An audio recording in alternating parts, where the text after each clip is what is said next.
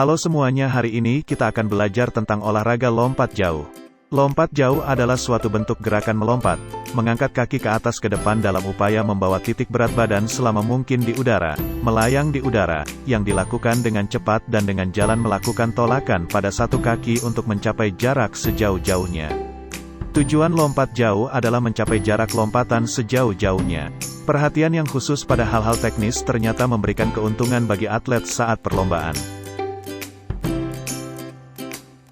Faktor yang mempengaruhi lompat jauh antara lain: pertama, panjang tungkai; kedua, daya ledak otot tungkai; ketiga, kecepatan lari saat mengambil awalan; keempat, tolakan atau take off; kelima, sikap badan di udara dan mendarat. Selain itu juga harus memiliki kekuatan, daya ledak, kecepatan, ketepatan, kelentukan dan koordinasi gerakan serta harus mengetahui tekniknya. Setelah kita memahami tentang pengertian dari lompat jauh, maka kita akan mempelajari sejarah lompat jauh. Sejarah lompat jauh berawal sejak sekitar 13 abad yang lalu. Olahraga ini sudah ada sejak tahun 708 Masehi ketika ada Olimpiade kuno di Yunani. Lompat jauh merupakan satu-satunya kejuaraan lompat yang dilombakan dalam Olimpiade kuno. Semua lomba yang diadakan pada Olimpiade kuno dimaksudkan sebagai latihan militer perang.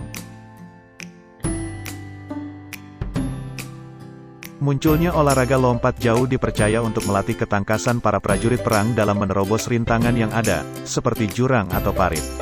Pada waktu itu, para pelompat diwajibkan berlari dengan membawa sebuah beban di kedua tangan yang dikenal dengan sebutan halteres dengan berat 1-4,5 kg. Setelah kita mengetahui tentang sejarah lompat jauh, maka kita juga perlu mengetahui tentang macam-macam gaya lompat jauh. Macam-macam gaya lompat jauh diantaranya adalah: pertama, lompat jauh gaya jongkok atau gaya ortodok.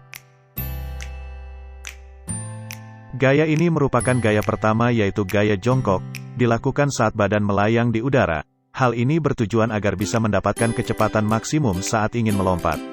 Ketika ingin melakukan tolakan, gunakanlah kaki yang terkuat. Saat sudah mulai melayang, maka mulai tekuk lutut ke atas. Di saat akan mendarat, awali dengan tumit kaki yang sedikit ditekuk. Untuk lebih jelasnya perhatikan gambar tersebut. Yang kedua, lompat jauh gaya menggantung atau gaya snapper.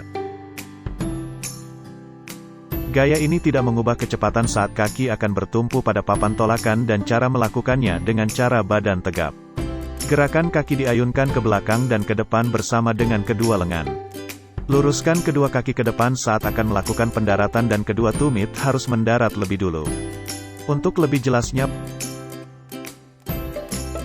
tiga, lompat jauh gaya berjalan di udara atau walking in the air. Gaya ini dapat dilakukan saat sebelum melakukan sebuah tolakan, di mana pinggang sedikit diturunkan, paha dan kaki diayunkan secara bebas, luruskan lutut, sendi mata kaki dan pinggang saat melakukan tolakan. Saat akan mendarat, lengan dan tubuh ditarik ke depan dan bawah serta kaki diulurkan sesaat. Untuk lebih jelasnya perhatikan gambar tersebut.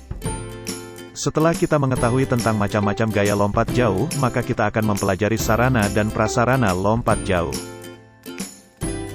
Sarana dan prasarana lompat jauh yang dibutuhkan adalah: pertama, lintasan lari awalan.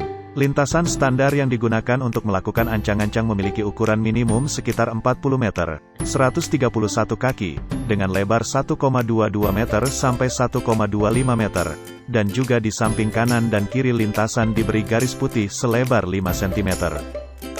Yang kedua, papan tolak.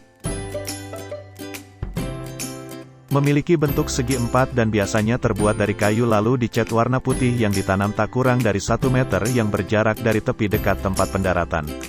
Papan tolak memiliki jarak minimal 10 meter dengan sisi terjauh dari tempat pendaratan. Terakhir adalah tempat pendaratan, yang mana memiliki lebar minimal 2,175 meter. Di dalam tempat pendaratan, bak ini diisi dengan pasir yang lembut halus dan sedikit basah.